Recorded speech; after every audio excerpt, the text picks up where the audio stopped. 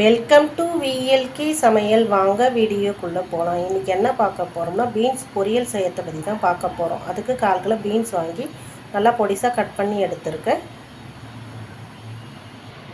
ஒரு வெங்காயம் பொடிசாக கட் பண்ணி எடுத்துருக்கேன். 3 ஸ்பூன் வறுத்த வேர்க்கடலை எடுத்துருக்கேன். 2 பீஸ் தேங்காய் பொடிசாக கட் பண்ணி எடுத்துருக்கேன். 4 காஞ்ச மிளகாய் எடுத்துருக்கேன். 1 ஸ்பூன் கடலைப்பருப்பும் 1 ஸ்பூன் உளுத்தம்பருப்பும் எடுத்துருக்கேன். இதுதான் தேவையான பொருட்கள். கடாயை வச்சுருக்கோம். இப்போ வந்து நம்ம மிளகா வறுத்துக்கலாம். மிளகா, தேங்காய், வறுத்த வேர்க்கடலை வந்து லைட்டாக சூடுபடுத்திக்கலாம். ட்ரையாகவே வறுத்து எடுத்துக்கலாம்.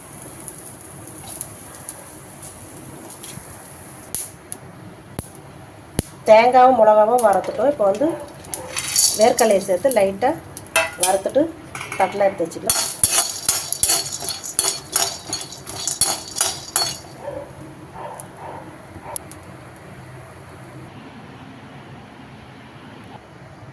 தாளிப்பு கடாயை வச்சு தேவையான அளவுக்கு எண்ணெய் ஊற்றிருக்கோம். இப்போ வந்து கொஞ்சமாக கடுகு சேர்த்துக்கலாம். கொஞ்சம் சீரகம் சேர்த்துக்கலாம். இந்த கடலைப்பருப்பு உளுத்தம்பருப்பும் சேர்த்துக்கலாம்.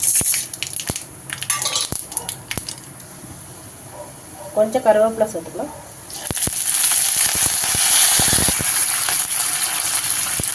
வெங்காயத்தை சேர்த்து நல்லா வதக்கிக்கலாம்.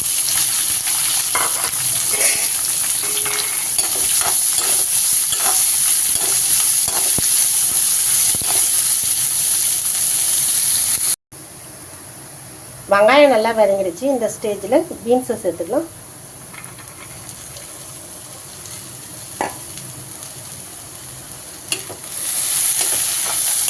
பீன்ஸை சேர்த்து நல்லா வதக்கிக்கலாம்.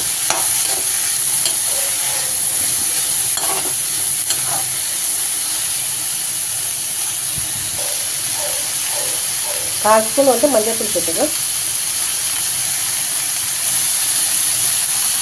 கொஞ்சமாக உப்பு சேர்த்துக்கலாம். மஞ்சள் உப்பு போட்டு உனக்குள்ள நல்லா கலந்துக்கிட்டு கொஞ்சமாக தண்ணி தெளித்து உனக்குள்ள கலந்துட்டு கட்டை போட்டு மூடிடுவோம். அதிலே வந்து இந்த பீன்ஸ் கொஞ்சம்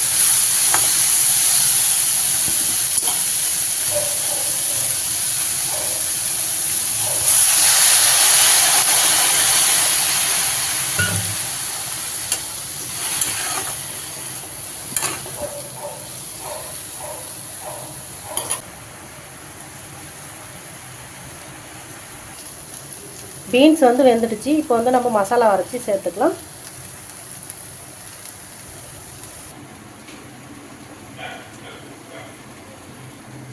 இந்த மாதிரி நல்லா குறப்பாக அரைச்சி எடுத்துக்கணும். இப்போ வந்து நம்ம பீன்ஸில் சேர்த்துக்கலாம்.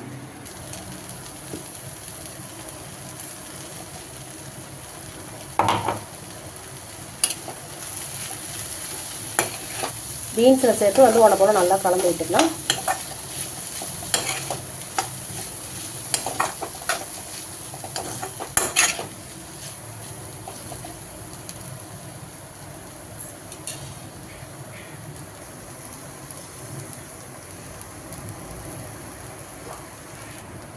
மசாலா சேர்த்து உனப்பெல்லாம் நல்லா கலந்துவிட்டு ஸ்லோலி 5 நிமிஷம் இருந்தது. இப்போ வந்து நம்ம ஸ்டவ் ஆஃப் பண்ணிடலாம்.